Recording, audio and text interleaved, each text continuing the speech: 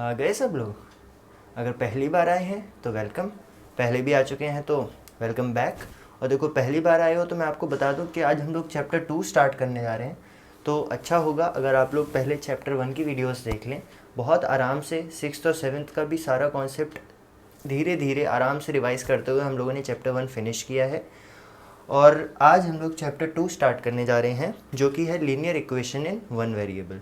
तो linear equation जो है, उसको स्टार्ट करने से पहले मैं आपको याद दिलाना चाहूँगा कि क्लास 7th में आपने पढ़ा था एलजेब्रा। क्लास 7th में आपने एलजेब्रा नाम का एक टॉपिक पढ़ा था, जिसमें आपने अलग अलग एक्स वाई और इस तरह के टर्म्स देखे थे ज़िंदगी में पहली बार अपने सिलेबस में। हो सकता है बड़े भैया दीदी के किसी के में देखे हों।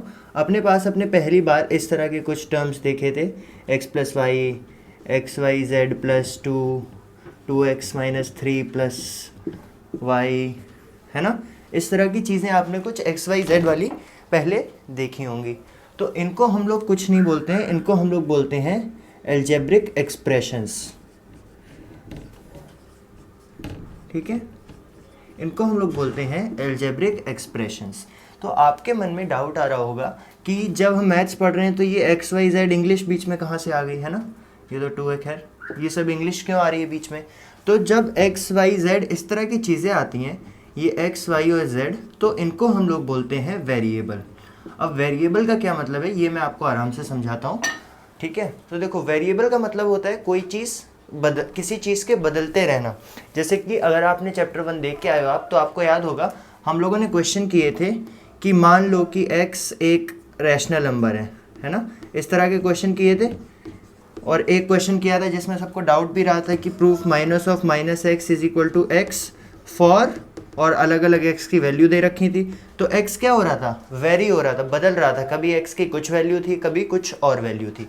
तो इसलिए इनको हम वेरिएबल्स का नाम देते हैं, एक्स वाई जेड इस तरह की चीज़ों को। तो अब आपको ये तो समझ आ गया कि एक्स वाई जेड और क्या है। अब अगर चैप्टर का नाम देखें, लीनियर इक्वेशंस इन वन वेरिएबल, तो वन वेरिएबल का मतलब है कि सिर्फ एक वेरिएबल यूज़ होगा, कोई सा भी, एक्स यूज़ कर लो, वाई यूज़ कर लो या जेड एक साथ। जैसे इसमें क्या है, दो वेरिएबल्स यूज़ किए हुए हैं एक्स प्लस वाई में, एक्स और वाई। ऐसे ही यहाँ पर एक्स वाई जेड 3 वेरिएबल्स हैं, इसमें भी 2x minus 3 plus Y 2 variables हैं। तो हमारा चैप्टर है लीनियर इक्वेशंस इन वन वेरिएबल, मतलब हम लोग सिर्फ एक वेरिएबल यूज़ करेंगे। कोई सा भी कर लो, एक्स वाई जेड, जो भी बुक में गिवन होगा उस हिसाब से, किसी क्वेश्चन में एक्स, किसी में वाई, किसी में जेड, लेकिन हर बार एक क्वेश्चन में एक ही वेरिएबल यूज़ होगा। ठीक है, तो वन वेरिएबल का तो ये मतलब हो गया। अब बात है कि लीनियर इक्वेशंस क्या होते हैं। ठीक है, देखो, एक तरफ से मैं क्या करता हूँ कि काफ़ी सारी डेफिनेशंस हैं शुरू में, तो वो भी लिखता जाता हूँ ताकि एक बार हम क्विक रिकैप भी कर सकें सबको समझने के बाद। तो सबसे पहले हमने क्या देखा, अभी हमने देखा कि एल्जेब्रिक एक्सप्रेशंस कैसे होते हैं। ठीक है, एल्जेब्रिक एक्सप्रेशंस के बाद हमने देखा कि वेरिएबल क्या होते हैं, और अब हम लोग देखेंगे कि लीनियर इक्वेशन क्या होती है। लेकिन लीनियर इक्वेशन को समझने से पहले आपको समझना होगा कि इक्वेशन क्या होती है। इक्वेशन, तो देखो, इक्वेशन जो नाम है इसमें कहीं ना कहीं ये EQUA, इक्वल वाला वर्ड छुपा हुआ है। इक्वल, इक्वल मतलब बराबर, ये वाला सिंबल छिपा हुआ है इस इक्वेशन में, और बिल्कुल यही इक्वेशन में होता भी है। इक्वेशन क्या है, इक्वल मतलब दो चीज़ों को कंपेयर करती है कि क्या वो बराबर हैं या वो बराबर नहीं है। तो इक्वेशन में क्या होगा कि जब भी मुझे कोई एल्जेब्रिक एक्सप्रेशन दिया हुआ है, जैसे 2x माइनस 3, और इसके साथ इक्वल टू आ जाए इसी एक्सप्रेशन में, इक्वल टू, और इसके बाद कुछ भी हो, चाहे एक ऐसे ही लिखा हो, कोई नंबर लिखा हो, मान लो 58, या 58 की जगह ऐसे भी लिखा हो सकता है 2x minus 3 is equal to कोई दूसरा वेरिएबल, जैसे कि मान लो y। ऐसे ही ऐसा भी लिखा हो सकता है 2x minus 3 is equal to, इस तरफ भी x का कुछ लिखा हो, जैसे x प्लस 8। तो जब भी इक्वल टू आ जाएगा किसी भी एल्जेब्रिक इक्वेशन में, तो वो हो जाएगी एक एल्जेब्रिक इक्वेशन। वो क्या हो जाएगी, वो हो जाएगी एक एल्जेब्रिक इक्वेशन, वो हो जाएगी एक एल्जेब्रिक इक्वेशन। और इस एल्जेब्रिक इक्वेशन में क्या है, देखो, अगर सिर्फ एक वेरिएबल है, जैसे कि x है इसमें, तो ये है वन वेरिएबल के साथ एल्जेब्रिक इक्वेशन। अगर दो वेरिएबल हैं x और y, तो ये हो जाएगी algebraic equation in two variable. क्योंकि यहाँ पर दो वेरिएबल हैं। अब यहाँ पर भी देखो दोनों तरफ x, दो x लिखे हैं, पर x तो एक ही चीज़ है, मतलब अलग अलग x के साथ y नहीं लिखा है। तो यहाँ पर भी x दो जगह ज़रूर लिखा है, लेकिन x तो एक ही है ना, तो ये भी रहेगी algebraic equation in one variable. तो ये तो हो गई एल्जेब्रिक इक्वेशन। अब बात आती है लीनियर इक्वेशन की। तो देखो आगे चल के आपके दो चैप्टर आएंगे, स्क्वायर्स और क्यूब्स। हो सकता है आपने पहले भी थोड़ा बहुत कभी पढ़ा हो स्क्वायर्स क्यूब्स के बारे में outside the course of your syllabus, but अगर नहीं भी पढ़ा है तो कोई बात नहीं। स्क्वायर्स और क्यूब में क्या होता है, कई बार x के ऊपर ऐसा छोटा सा नंबर लिख देंगे, x नहीं कोई भी वेरिएबल के ऊपर, जैसे यहाँ x स्क्वायर लिख दिया, x क्यूब लिख दिया, x क्यूब इंटू वाई ऐसे करके लिख दिया, x की पावर 4 लिख दिया। तो जैसा कि अभी मैंने बोल दिया गलती से, ऐसे ही आप इसको हम बोलते हैं। इसको हम प्रोनाउंस कैसे करेंगे, x या तो जब 2 होगा तो 2 को हम लोग बोलेंगे x टू द पावर 2। ऐसे ही 3 है तो इसको बोलेंगे x टू द पावर 3। 4 है तो बोलेंगे x टू द पावर 4। और इसका मतलब क्या होता है कि जितनी भी पावर लगी हुई है ना, जैसे यहाँ पर x की कितनी पावर लगी हुई है 2, तो उतनी बार x को अपने आप में मल्टीप्लाई कर दो। जैसे x स्क्वायर क्या है, 2 बार लिखा है, 2 लिखा है यहाँ पर, तो 2x को आपस में मल्टीप्लाई कर दो, x इंटू एक्स। इसका ये मतलब होता है एक्स स्क्वायर किसके बराबर है, x इंटू एक्स के। ऐसे ही x की पावर 4 किसके बराबर है, 4x को हम आपस में मल्टीप्लाई कर देंगे, x into x into x into x. ठीक है, तो इसका पावर का ये मतलब होता है। और हम इसको प्रोनाउंस कैसे करते हैं ये मैंने आपको बता दिया।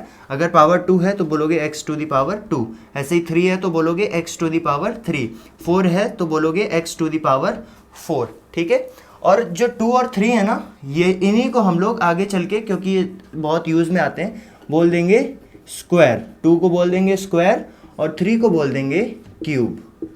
ठीक है, और 4, 5 जितने भी हैं इनके लिए कोई स्पेशल नाम नहीं रखा गया है, सिर्फ 2 और 3 के लिए स्पेशल नाम रखा गया है। तो जब ऐसे लिखा होगा x टू द पावर 2, तो इसको आप दो तरह से बोल सकते हो। एक तो ऐसे ही x टू द पावर 2, या फिर दूसरा तरीका है बोलने का x स्क्वायर। ऐसे ही 3 लिखा होगा तो आप बोल सकते हो x टू द पावर 3, या फिर x का क्यूब, x क्यूब।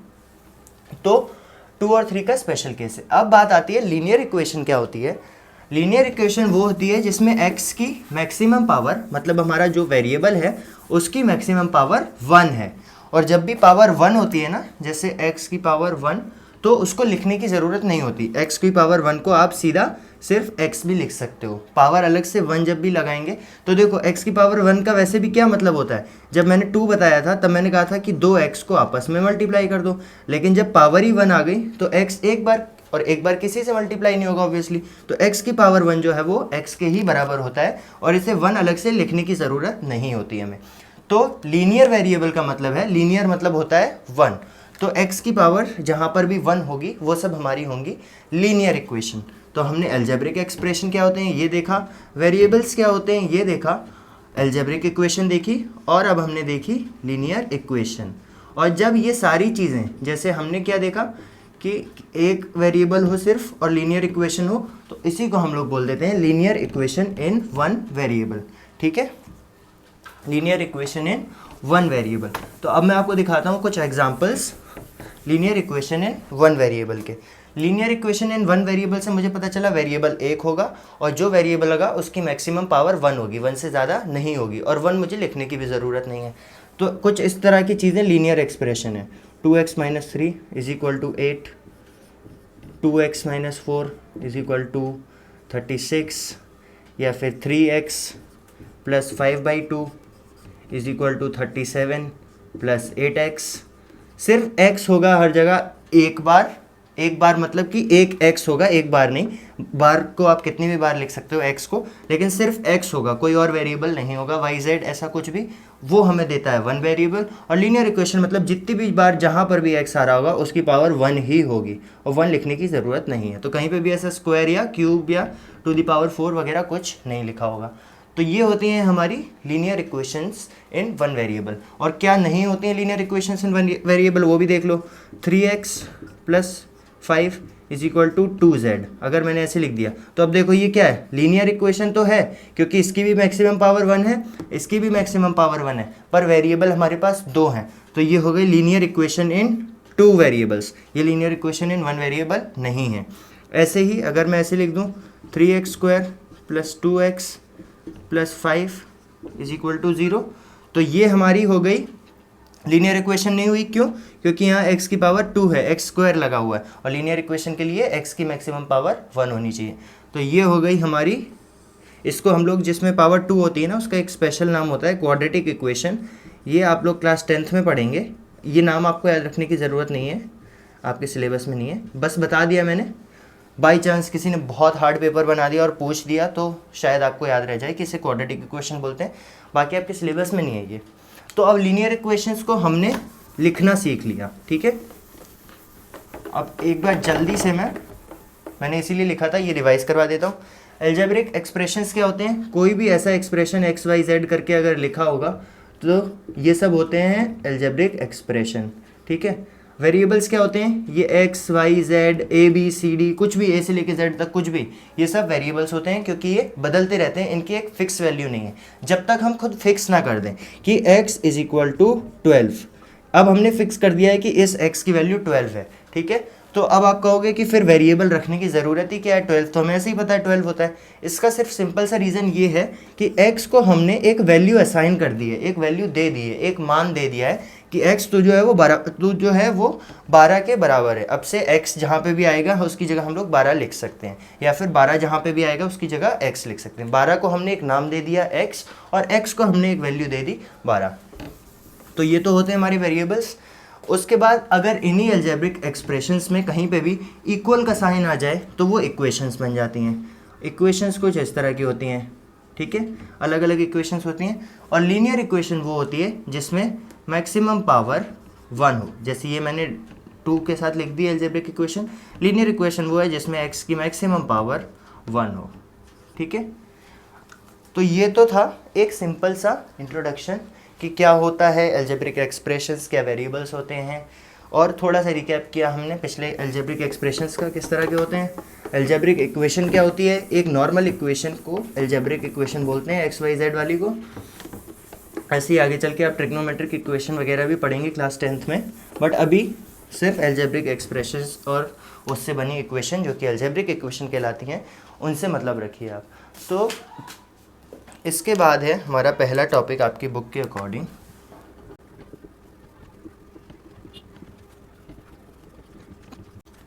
तो देखिए पहला टॉपिक जो है वो है solving linear equations which have linear expression on one side and numbers on other side. One side और अदर साइड का क्या मतलब है? आप सोच रहे होगे किस साइड की बात हो रही है। तो इक्वल टू जो है इसके एक तरफ और इक्वल टू की दूसरी तरफ। साइड हम लोग हमेशा इक्वल टू की रेफरेंस में देखते हैं। इसके लेफ्ट पे जो आता है इसको हम लोग बोलते हैं LHS। क्या है ये? LHS, left hand side. और राइट पे जो आता है उसको बोलते हैं RHS, राइट हैंड साइड। छोटा सा लिख देता हूँ यहाँ पे, राइट हैंड साइड। तो हमें जब भी इक्वेशन, पहला केस क्या है कि हमें ऐसी लीनियर इक्वेशन को सॉल्व करना है जिसमें एक साइड जो कि ज़्यादातर LHS होगा उसमें एक लीनियर एक्सप्रेशन लिखा हुआ है। लीनियर एक्सप्रेशन जो अभी हमने पढ़ा जैसे कि 2x + 3, 2x - 5 इस तरह का, जिसमें एक तरफ हमारा लीनियर एक्सप्रेशन लिखा हुआ है और दूसरी तरफ नंबर्स लिखे हैं। नंबर्स आपको पता है 1 2 3 4 5/2 7/2 -7/2 इस तरह के नंबर्स। तो उस तरह की इक्वेशन को कैसे सॉल्व करते हैं वो हम लोग यहाँ पर चेक करेंगे, ठीक है। लीनियर इक्वेशन जो चैप्टर है थोड़ा सा बड़ा चैप्टर ज़रूर है, बट सबसे इंटरेस्टिंग चैप्टर यही है और ये आपके आगे तक काम आएगा हमेशा जब मैथ्स रहेगी। जैसे कुछ चैप्टर्स ऐसे हैं जो दोबारा शायद आपको ना देखने को मिले, बट ये हमेशा जब तक मैथ्स पढ़ोगे स्कूल कॉलेज कहीं तक भी तब तक काम में आएगा। तो इसको अच्छे से मन लगा के पढ़ना और ज़्यादा से ज़्यादा क्वेश्चंस करना इसके। तो अब इसमें हमें क्या है, इस तरह के एक्सप्रेशन गिवन होंगे। 2x जैसा अभी तक मैं लिखते आया था +3 = 45। तो अब इसमें आपको सॉल्व क्या करना होता है? देखो इस इक्वेशंस में आपको सॉल्व क्या करना होता है। इक्वेशन को सॉल्व करने का मतलब है कि उसका जो लेफ्ट हैंड साइड है, सब कुछ लेफ्ट हैंड साइड पे जितनी भी चीज़ें हैं, इस LHS को आपको इस RHS के बराबर बनाना है। इक्वल टू का मतलब यही होता है ना, बराबर। तो आपको लेफ्ट हैंड पे जितनी भी चीज़ें हैं उसको बराबर बनाना है राइट हैंड की चीज़ों के। और कैसे बनाना है? x की एक ऐसी वैल्यू फाइंड कर लेनी है कि ये सब कुछ सॉल्व होके इस 45 जो RHS पे लिखा है उसके बराबर हो जाए। तो x की वैल्यू को ही फाइंड करने को हम लोग बोल देते हैं लीनियर इक्वेशन को सॉल्व करना। हमें हमेशा x की वैल्यू को फाइंड करना है। y लिखा होगा तो y की वैल्यू को फाइंड करेंगे, x लिखा है तो x की वैल्यू को फाइंड करेंगे। अब देखो सॉल्व कैसे करते हैं। सबसे पहला केस देखते हैं। यहाँ पर हम क्या करेंगे, x को हमें अलग करना है। क्यों? क्योंकि x की वैल्यू को हमें फाइंड करना है। तो x जो है हमें कुछ ऐसा करना है कि इस इक्वल टू के एक तरफ x आ जाए, सिर्फ x, उसके साथ कुछ नहीं, उससे थोड़ा सा अलग कुछ नहीं, और दूसरी तरफ कोई सा भी नंबर बन जाए। हमें इस चीज़ तक आना है, x को अकेला कर देना है सबसे, और अकेला करने के बाद दूसरी तरफ जो कुछ भी बनेगा वो हम कहेंगे कि x की वैल्यू वही है जिससे हमारा आंसर आएगा। तो इसको करने के लिए देखो सबसे पहले क्या है, x के साथ दो तरीके से चीज़ें चिपकी हुई हो सकती हैं। पहला कुछ इस तरह से, जैसे ये 2 चिपका है, 2x का मतलब और कुछ नहीं है बल्कि 2 इंटू एक्स है। ठीक है, तो 2x का मतलब और कुछ नहीं है बल्कि 2 इंटू एक्स है। तो पहला तो ऐसा है कि इसके साथ मल्टीप्लाइड या डिवाइड फॉर्म में भी हो सकती है, ऐसे x/2 कि या तो मल्टीप्लाइड या डिवाइड फॉर्म में x के साथ चीज़ें लगी हों, या फिर दूसरा ऐसे हो सकता है प्लस या माइनस के साथ चीज़ें लगी हुई हों। तो अब हमें सबसे पहले जो प्लस या माइनस के साथ चीज़ें लगी हुई हैं उसको इससे दूर भेजना है। तो उसके लिए हम वही करेंगे जो हमने चैप्टर 1 में पढ़ा था। हम क्या करेंगे, जब भी हम कोई ऑपरेशन करेंगे, मतलब प्लस माइनस मल्टीप्लाई डिवाइड, तब पूरी इक्वेशन के इस साइड भी करेंगे और इस साइड करेंगे, तो इस साइड भी वही चीज़ करेंगे जो हमने इस साइड करी है। तो अब मुझे इस +3 को यहाँ से हटाना है। तो इस +3 को हटाने के लिए मैं क्या करूँगा, आप लोग इसको बोलते होंगे कि +3 इस तरफ चले जाके -3 हो जाएगा, ऐसा कुछ बोलते होंगे, तो वही करना है मुझे, लेकिन सही से लिखना है उसको। तो +3 हटाने के लिए मैं लिखूँगा, जैसा कि मैंने चैप्टर 1 में अच्छे से समझाया था और क्वेश्चन भी करवाए थे इसके, सब्ट्रैक्टिंग 3 +3 है ना, तो -3 कर देंगे दोनों तरफ से, 3 फ्रॉम बोथ साइड्स।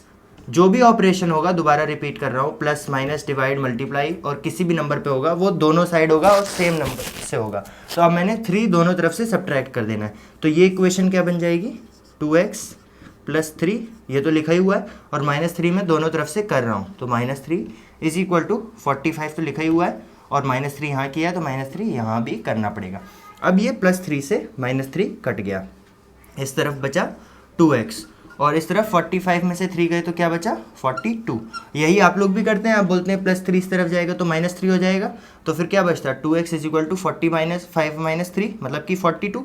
लेकिन आपको सही से लिखना है, लिखने का तरीका ये होता है कि सब्ट्रैक्टिंग 3 फ्रॉम बोथ साइड्स। ठीक है, तो अब मेरे पास बचा 2x = 42। अब 2x = 42 को आप कैसे सॉल्व करते थे कि 2 यहाँ पर ऊपर है तो इसको नीचे भेज दो, ऐसे सॉल्व करते होगे, बट उसका भी तरीका ये नहीं है कि 2 ऊपर है तो नीचे भेज दो।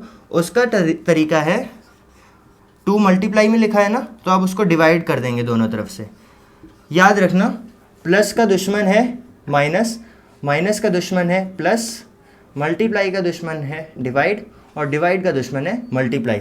यहाँ पर प्लस में लिखा हुआ था 3, तो हमने दोनों तरफ से माइनस कर दिया, प्लस को मारने के लिए हमने माइनस कर दिया, प्लस और माइनस की लड़ाई करवाई और माइनस जीत गया। अब यहाँ मल्टीप्लाई में लिखा हुआ है 2x के साथ, तो हम डिवाइड से लड़ाई करवा देंगे, तो divide by 2 from on both sides, from नहीं आएगा यहाँ पर, ऑन बोथ साइड्स। तो दोनों साइड्स को हमने 2 से डिवाइड कर दिया, तो ये क्या बन जाएगा, 2x/2 = 42/2। तो ये 2 से 2 कैंसिल हो गया, और 42/2 कैसे कैंसिल होगा, देखो 2 1 = 2, यहाँ से देखो 4 को काटोगे, 2 2 = 4 और 2 1 = 2, तो 21। 2 × 21 जो होता है 42 के बराबर होता है। तो मेरे पास सब सॉल्व करने के बाद बचा x = 21, और यही आंसर है। यही x की वो वैल्यू है जिस पे LHS और RHS इक्वल हो जाएंगे, और ये मैं आपको प्रूव करके दिखाऊंगा। देखो x क्या निकला हमारा, 21। तो अगर इस इक्वेशन में मैं x को 21 लिख दूं तो क्या हो जाएगा मेरे पास, 2 × 21 + 3, और बॉडमास का रूल कहता है कि पहले मल्टीप्लाई होगा। तो 2 × 21 कितना हो जाएगा, 2 1 = 2, 2 2 = 4, 42 + 3, 42 + 3 कितना होता है, 45। तो LHS आया हमारा 45 के बराबर, और ये देखो RHS भी 45 है। तो हमने बिल्कुल सही आंसर निकाला है। ये तरीका है वेरीफाई करने का कि कैसे आपने जो आंसर निकाला है चेक कर सकते हो सही है या गलत, LHS और RHS कंपेयर करके। LHS पे x की जो वैल्यू आपने निकाली है वो रख के देख लो, अगर आ गया इक्वल तो इक्वल है। तो ये था एक एग्जाम्पल।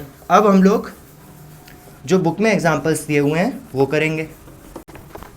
आपको बस इस पूरे में ये याद रखना है लीनियर इक्वेशन को सॉल्व करने के लिए कि प्लस का दुश्मन माइनस है और मल्टीप्लाई का दुश्मन डिवाइड है, और ऐसे ही माइनस का दुश्मन प्लस है और डिवाइड का दुश्मन मल्टीप्लाई है। अगर कोई चीज़ प्लस में लिखी होगी तो हम उसको माइनस कर देंगे, और मल्टीप्लाई में लिखी होगी एक्स के साथ तो उसको डिवाइड कर देंगे।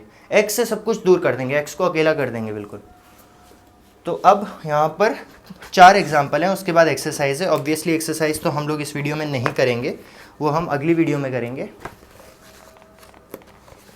यहाँ पर बहुत ही सिंपल क्वेश्चन लिखा हुआ है, 2x minus 3 is equal to 7, find the solution. इसका सॉल्यूशन हमें फाइंड करना है। एग्जाम्पल 1 है ये आपकी NCERT बुक का। फाइंड द सॉल्यूशन, इसके लिए हमें सॉल्यूशन निकालना है, मतलब सॉल्यूशन मतलब मैंने बताया था x की वैल्यू निकालनी है। तो अब मुझे माइनस का 3 दिख रहा है, माइनस का दुश्मन होता है प्लस। तो सबसे पहले जो चीज़ x से अलग लिखी है, 2 तो x के साथ चिपका है, मैंने कहा था पहले जो चीज़ अलग लिखी है उसको अलग करेंगे। तो इस -3 को अलग करने के लिए क्या करेंगे, माइनस है तो मैं ऐड कर दूंगा 3, ऐड 3 ऑन बोथ साइड्स, दोनों साइड में 3 ऐड कर दूंगा। तो क्या हो जाएगा, 2x minus 3 plus 3 plus 2x minus 3 तो लिखा ही था, प्लस 3 मैंने किया इज इक्वल टू 7 तो लिखा ही है, और 3 मैं अपनी तरफ से जोड़ दूंगा तो 7 प्लस 3। अब ये -3 और +3 आपस में कट पिट गए, 2x ऐसा ही रहा और 7 प्लस 3 हो गया 10। अब दोबारा यहाँ पर 2 जो है वो x के साथ मल्टीप्लाई होकर लिखा है, मल्टीप्लाई का दुश्मन होता है डिवाइड, तो दोनों साइड्स को डिवाइडिंग बोथ साइड्स बाई 2 कर दोगे, दोनों साइड्स को 2 से डिवाइड कर दोगे, दोनों साइड्स को 2 से डिवाइड किया तो ये हो गया 2x upon 2 is equal to 10 upon 2। इस 2 से ये 2 कट गया, x अकेला रह गया, x इज इक्वल टू ये देखो 2 1 ज़ा 2, 2 5 ज़ा 10, 5 अपॉन 1 कितना होता है 5, तो x की वैल्यू आ गई 5। जल्दी से एक बार वेरीफाई कर लेते हैं कि जो आंसर निकाला है वो सही है या नहीं। इस इक्वेशन में लेफ्ट हैंड साइड पे 5 रखने पे अगर 7 बनता है जो कि RHS पे है तो सही है। तो देखो 2x माइनस 3 में x की जगह 5 रख दिया, 2 इंटू एक्स है ना, तो 5 रख दिया -3। बॉड मास कहता है कि पहले मल्टीप्लाई करेंगे, तो 2 5 ज़ा 10 और ये -3, तो 10 - 3 7 बन गया। LHS पे भी 7, RHS पे भी 7, आंसर हमारा वेरीफाई हो गया, हमने सही आंसर निकाला है। अगला एग्जाम्पल आपका ये है, find the solution of example 2 जो है 2y + 9 = 4। वही करेंगे जो अभी तक करके आए हैं, 9 इससे दूर लिखा है, अब x की जगह y आ गया है, बस इतना अंतर है। मेथड सब कुछ सेम रहेगा, अब y को अलग कर देंगे, सब कुछ दूर भेजेंगे। +9 लिखा है, प्लस का दुश्मन होता है माइनस, तो दोनों तरफ से इस 9 को माइनस कर देंगे। Subtracting 9 from both sides. देखो मैं बार बार आपको लिख के बता रहा हूँ ताकि सुन सुन के आपको याद हो जाए कि आपको लिखना कैसे है, क्योंकि एग्जाम में लिखने के भी मार्क्स मिलते हैं। तो दोनों साइड से जब मैं 9 को सब्ट्रैक्ट कर लूँगा तो ये हो जाएगा 2y + 9 - 9 is equal to 4 - 9। 4 as it is लिखा और -9 कर दिया। ये +9 और -9 आपस में कट गए, यहाँ पर बचा 2y और यहाँ पे बचा 4 में से 9। अब देखो 4 के पीछे कुछ नहीं है, मतलब प्लस है, इसके पीछे कुछ नहीं होता, उसके पीछे प्लस होता है, तो +9। दो सिंबल जब अलग होते हैं, ये सब हमने चैप्टर 1 में रिवाइज किया था, 6th क्लास का कॉन्सेप्ट है। अगर आपको नहीं आता तो आपको वो वीडियो देखने की ज़रूरत है। तो देखो जब दोनों सिंबल अलग होते हैं तो क्या करते हैं, बड़े नंबर्स में से छोटे नंबर को सब्ट्रैक्ट करते हैं। तो 9 में से 4 गया 5 और उसके पीछे वही सिंबल लगाते हैं जो बड़े नंबर के पीछे लगा था। 4 तो छोटा नंबर है, इसके पीछे प्लस है, 9 बड़ा नंबर है और इसके पीछे माइनस है, यहाँ पर माइनस लगा देंगे। अब y को हमें 2 से अलग करना है, 2 लिखा है मल्टीप्लाई में तो डिवाइड कर देंगे, तो डिवाइडिंग बोथ साइड्स बाई 2, तो क्या हो जाएगा 2y upon 2 is equal to -5 upon 2। इस 2 से u 2 कैंसिल हो गया तो हमारे पास सिर्फ y बचेगा, है ना। तो y इज इक्वल टू क्या आ गया -5 अपॉन 2। बिल्कुल ये भी एक रैशनल नंबर है, ज़रूरी नहीं हर बार एक वैसा ही नंबर आए कि 5 आ गया, -5 आ गया, 4 आ गया, 2 आ गया, इस तरह के भी नंबर आंसर में आएंगे। तो इसका आंसर आ गया हमारा y is equal to -5/2। Verify कर लेते हैं, 2 इंटू वाई की जगह रखेंगे -5/2 इज इक्वल +9 ये है हमारा LHS।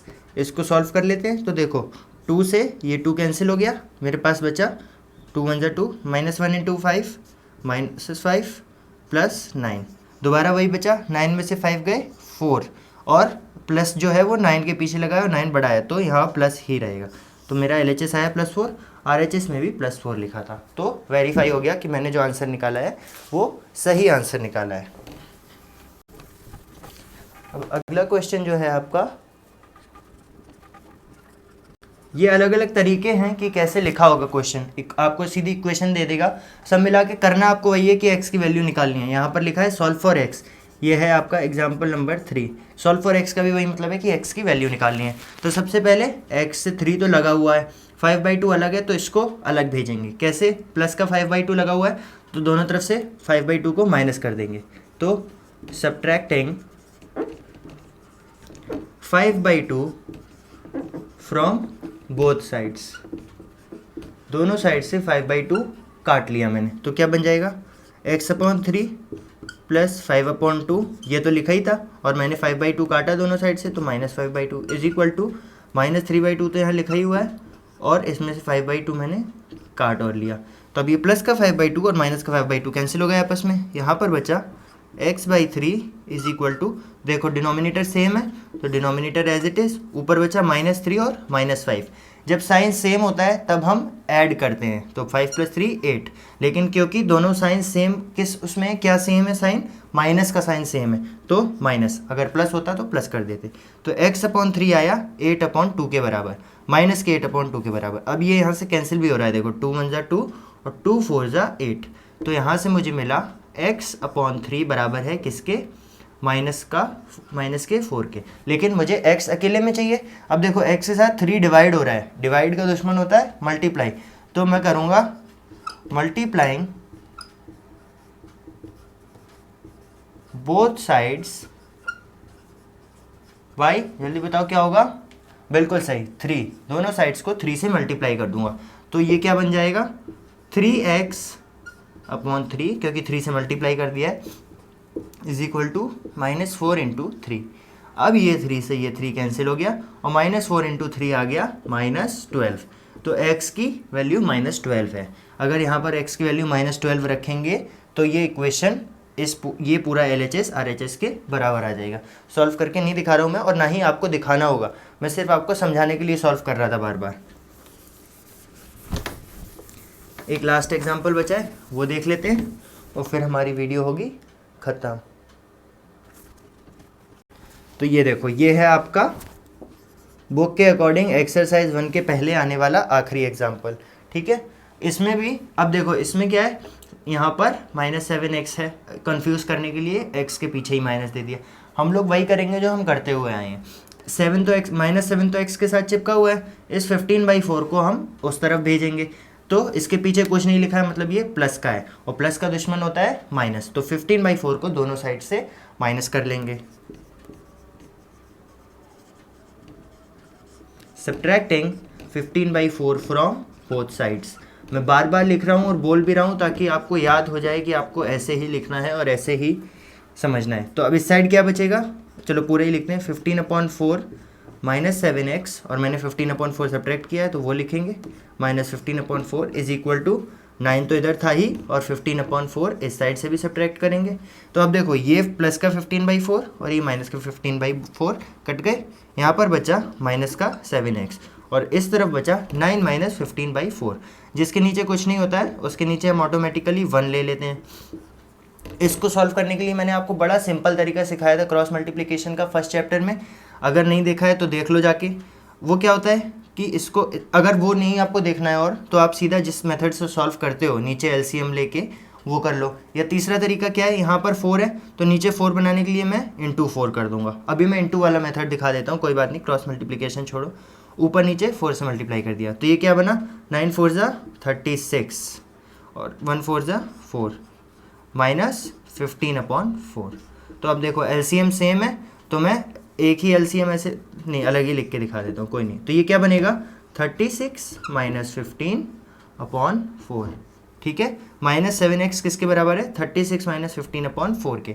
इसको सॉल्व करेंगे तो क्या आएगा, 36 में से 15 गए, बचा मेरे पास 21/4 और ये किसके बराबर है, माइनस के 7x के। अब ये माइनस का 7 जो है वो x के साथ मल्टीप्लाई में लिखा है, मल्टीप्लाई का दुश्मन होता है डिवाइड, तो मैं दोनों साइड को -7 से डिवाइड कर दूंगा। याद रखना -7 यहाँ लगा है तो दोनों साइड्स को -7 से डिवाइड कर दूंगा। तो इसके बाद का स्टेप होगा, यहाँ पर लिख रहा हूँ मैं,